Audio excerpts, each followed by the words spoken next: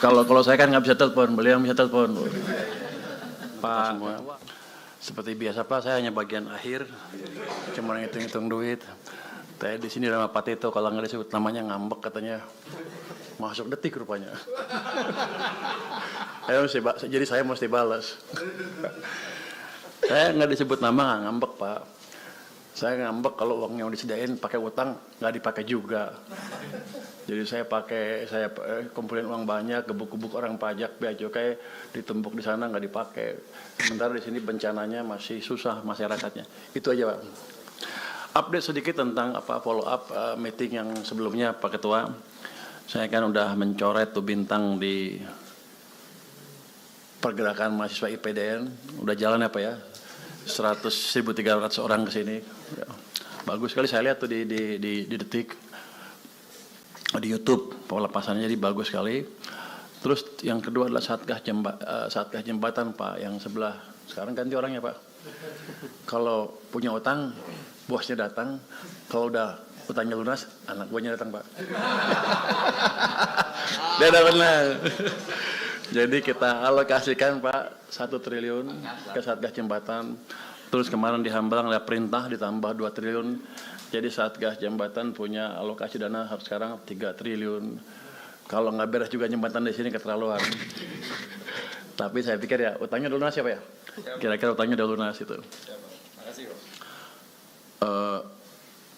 Kita juga membantu beberapa case di mana kan tadi Pak Tito bilang kita perlu kapal keruk ya.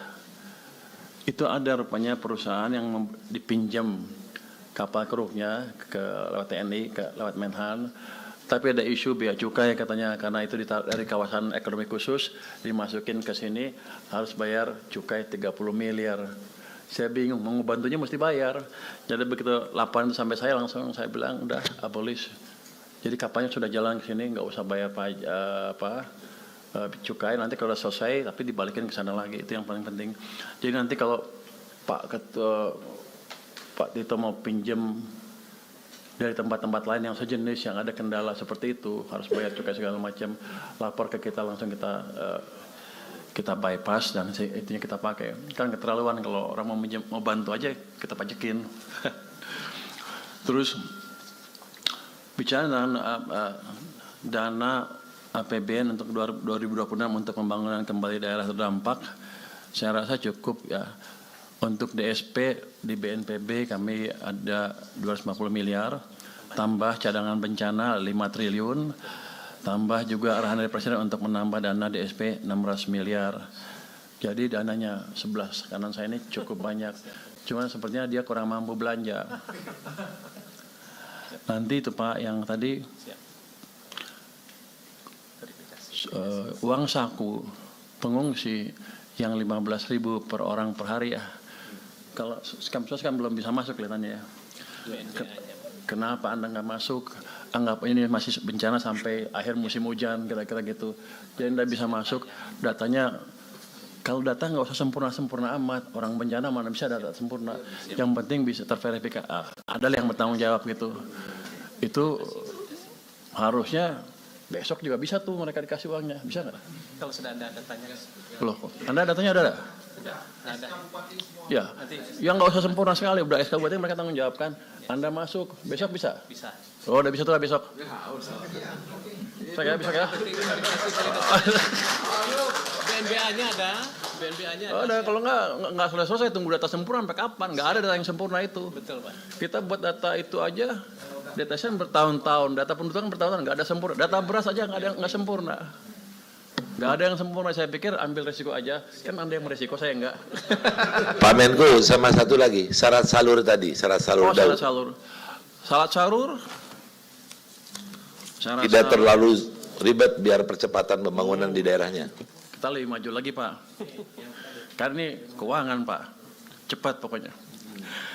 PMK relaksasi penyaluran dan penggunaan transfer ke daerah itu daerah terdampak ya. Itu PMK nomor 102 2025 untuk ini tanpa syarat Pak. Nggak ada syarat lagi jadi Pak. Jadi aman. Jadi PMK-nya udah ada. Jadi makanya tanggal 2 Januari kemarin ke sini sudah ditransfer penuh. Misalnya ke Tamiang tadi seperti Pak Tito bilang, kita transfer 47 miliar Pak, tapi mereka punya di rekening mereka 132 sehingga mereka punya cash 160. Dari situ sih Tamiang tuh nggak ada kendala uang sebetulnya. Saya nggak tahu kenapa mereka nggak berani belanja Pak. Tekan juga mereka Pak, kalau itu suruh belanja aja duitnya, mau ngumpulin bunga. Nanti ada yang periksa loh. Itu Pak, Mas Pur, itu karena petugasnya yang terdampak, Atau pegawainya Ya. semua terdampak. Jadi kita backup dengan pegawai Kemendagri 100 orang di sana. Ya, Untuk poin saya salah adalah satunya. uang bukan masalah utama sebetulnya. Tapi kami kirim ke semua daerah di Aceh ya. Tanggal 2 tuh udah kita kirim semua. Provinsi 147 miliar, Aceh Barat 50 dan lain-lain. Tamiang seperti saya bilang tadi, sampai kota Subulu Salam itu 20 miliar ya.